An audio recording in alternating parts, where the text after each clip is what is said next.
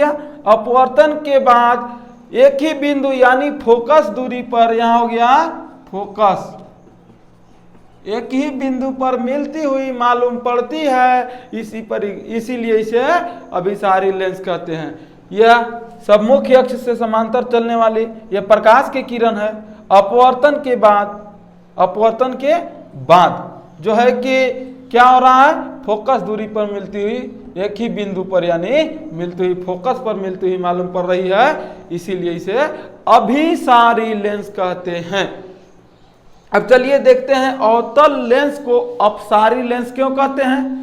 तो अवतल लेंस को अपसारी लेंस इसलिए कहते हैं क्योंकि लेंस से अपवर्तित होने के बाद, अपवर्तित इसमें परावर्तित हुआ था, इसमें अपवर्तित होने के बाद प्रकाश के किरण किसी बिंदु से फैलती हुई मालूम पड़ती है। इसमें क्या हुआ, प्रकाश किरण जब सीधी रेखा में आई, आने के बाद जो है कि अपवर्तित हो गया। अपवर्तित होने के बाद जो होता है क्या हुआ, प्रकाश जो है कि फैलती हुई मालूम पड़ती है, यानी फैलती हुई मालूम पड़ती है, इसीलिए इसे क्या कहते हैं, अपसारी लेंस कहते हैं। देखिए मुख्य अक्ष किसे कहते हैं, जो मुख्य बिंदु पर हो, मुख्य यही मेन द्वार मेन अक्ष हुआ, इसी को कहते हैं मुख्य अक्ष। उत्तल लेंस को अभिसारी लेंस इसलिए कहते हैं क्योंकि मुख्य अक्ष के समांतर चलने वाले, सब मुख्य अक्ष की ओर सीधे समांतर पैरेलल जो है कि चल रही है।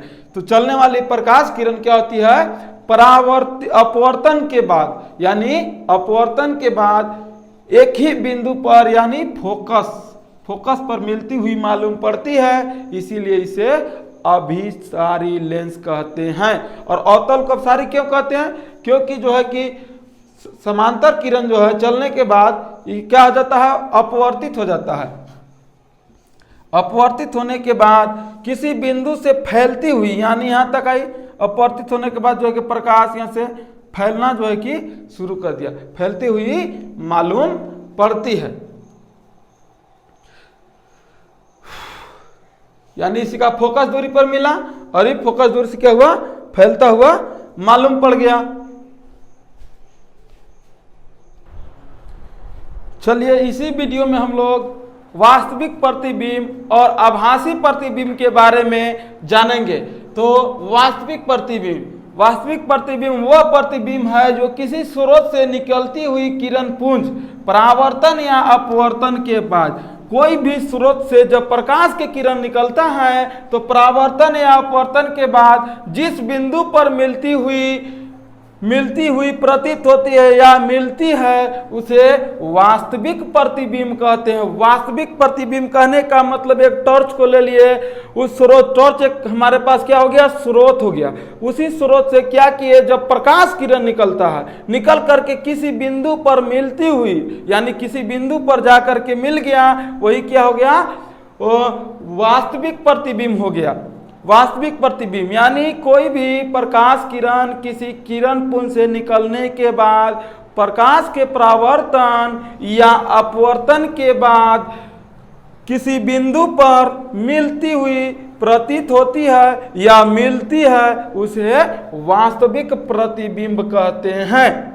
अब आभासी प्रतिबिंब में चलेंगे। किसी बिंदु स्रोत से निकली हुई किरण पुंज परावर्तन या अपवर्तन के बाद, इसमें भी परावर्तन या अपवर्तन होगा, अपवर्तन के बाद जिस बिंदु से अपसरित होती हुई प्रतीत होती है, उसमें मिलती है, इसमें अपसरित हो जाती है, अलग हो जाती है, प्रतीत होती है, उसे आभासी प्रतिबिंब कहते हैं।